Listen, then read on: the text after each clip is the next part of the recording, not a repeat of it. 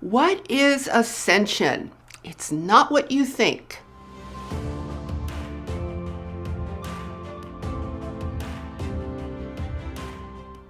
Hi, I'm Saratoga Ocean, and I help people to navigate their spiritual awakening and embark on a conscious path of ascension. In this video, I'm going to explain exactly what ascension is and why it should matter to you. And I'm also going to debunk a few ascension myths. And if you're new to my channel, welcome. And make sure you hit that subscribe button so you are notified every time I post a new video. Now, let's get to the topic of ascension. I've noticed that there is a lot of talk about ascension out there, but there's also a lot of confusion about exactly what it means. Ascension is actually the solution to a problem. So let's talk briefly about what the problem is, and then I'll explain how ascension solves it. The problem is that we live in a universe of duality and separation. We also live in a universe of entropy where everything ultimately disintegrates and dies. Now, this may not mean much to you, but I'll tell you what does mean something to you: pain. Pain and suffering are the end result of what I just described. So ascension is the ultimate solution to pain and suffering. Now, I know there are a lot of people out there who espouse a belief that pain and suffering are spiritually necessary. And there is a lot of channeled material that will tell you the same thing. All of these voices are saying that pain and suffering are God's will. They are trying to convince us that there is some kind of weird, unseen good that is happening behind it all. Now, allow me to point something out to you guys. Goodness and love do not beget pain and suffering. And love does not create misery. I need to point this out to you because if you believe that pain is spiritually positive, then you're going to have a very difficult time connecting with ascension energy and its immense power. So we are told that the creator of all that is wanted to experience misery, pain, and suffering. And therefore, these things serve a useful divine purpose. Now, let me ask you guys this question. There is a tremendous amount of suffering happening on this planet. Would you be able to go up to someone who is being tortured and about to be beheaded and say, "Hey, it's okay. It's just God having an experience"? I mean, they would look at you like you're crazy. See, I don't think you could do that in real life. I mean, you can believe all this stuff in an abstract form, but if you are physically faced with a real being, whether it's a human or animal or otherwise, who is enduring real suffering, you are not going to be able to swallow these positive explanations. Because you know better, don't you? So why don't we just position ourselves to know better right now so that we can admit that this is an intractable problem? Once you can accept that pain, suffering, division, and duality are real problems that have no excuse whatsoever to exist, then you are ready to accept ascension as the ultimate solution. So now that we've defined the problem, let's talk more specifically about ascension. Ascension is a word that depicts a powerful cosmic force of energy in the universe and in nature. It is essentially the act of the universe working to heal itself from all of this division, pain, and suffering that was never supposed to exist at all. So ascension is really about restoration. It's about restoring the entire universe back to its original state of omnipresent love and oneness. Now you have to understand that the entire universe is alive and conscious. It's not some dark and distant void of nothingness like our scientists would have us believe. So if you think of the universe as being alive and conscious, you can better understand that forces within it would naturally seek to restore it back into a full state of health and harmony. And we know that the universe is alive, don't we? I mean, how many times do we hear people talk about trusting the universe and asking the universe and things like that? Or asking questions like, what does the universe want me to do? We talk about getting messages from the universe. And this all feels very natural, right? We wouldn't be doing this if the universe was just a big black void. We instinctively know that it's not.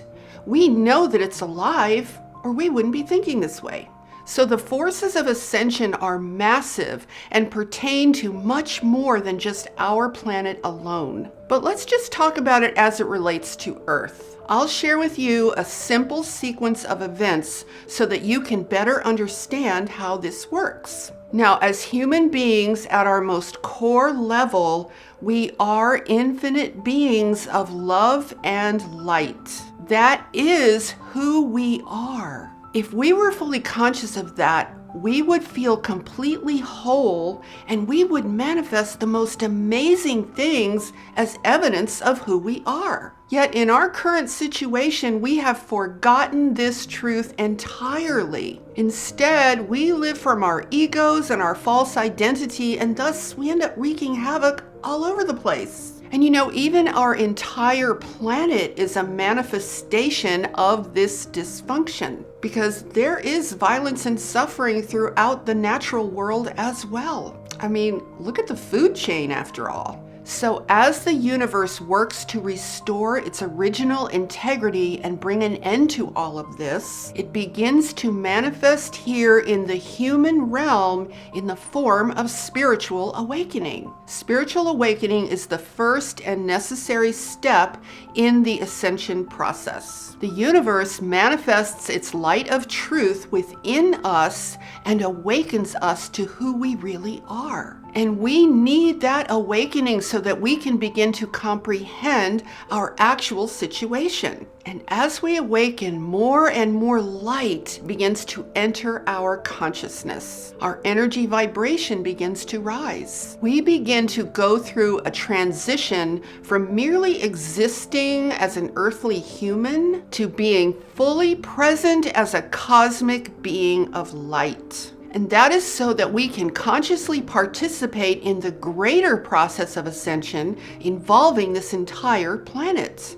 Now, ascension is actually a very complex process involving multiple phases and dimensions of reality. But we don't have to understand all of that complexity in order to comprehend the basics. And the basics look like this. Wherever there is suffering, entropy, and division in this universe, these things are in an ongoing process of being transmuted from darkness into light. So to understand ascension, we need to understand that we are immersed in a much bigger process, much bigger than just our planet alone. Now, there is some information out there that has reduced ascension to what I think is an overly simplified state. And that is suggesting that there are only 7 linear levels, dimensions, or densities, and that we are currently in 3D or at the 3rd level. In this scenario, the goal in ascension is to keep moving up this spiritual ladder until you reach the highest level. Now, this can be a useful way to help you identify different states of consciousness. And it definitely helps us to shift our perspective to living in a much more conscious way. But it can also be a little bit deceiving when it starts to insidiously sound like just another religion. For example, I've heard things like a to-do list of things you need to check off if you want to ascend. Things like you need to eat in a certain way, or that as long as you are 51% a good person, then you will be guaranteed to ascend. I mean, what does that even mean? Isn't that just a little bit relative? Or you need to live in a certain area. Now, this to me is very similar to the checklists that many religions have that you need to check off if you want to get to heaven. So I want to caution you not to turn the idea of ascension into just another spiritual, religious type of belief. Guys, Ascension is not like a one-way elevator with 7 floors, and if you do all the right things on some checklist, you'll get invited into the next level. I mean, if you find that helpful, certainly you can believe that, but you could be in for some real disappointment when it doesn't exactly turn out that way. So I encourage you to think of Ascension in a much more holistic way. Think of it as a process of the universe transmuting energy, transmuting darkness into light, slavery into freedom, lies into truth, and division into oneness. So the best way to consciously participate in Ascension is to nurture the process within yourself, to nurture it within your own consciousness. Because that is the place where you have full access, and that is the place where you have total free will. That is the place where you can discover your true power and who you really are. See, what we think is possible in our 7 levels of perception and dimensions is only a tiny fraction of what is actually out there. So if looking at Ascension from the perspective of those 7 levels or dimensions helps to keep you focused, then by all means enlist that perspective for yourself. But also know that if you focus on Ascension holistically, understanding it as the universe's end game or highest end result,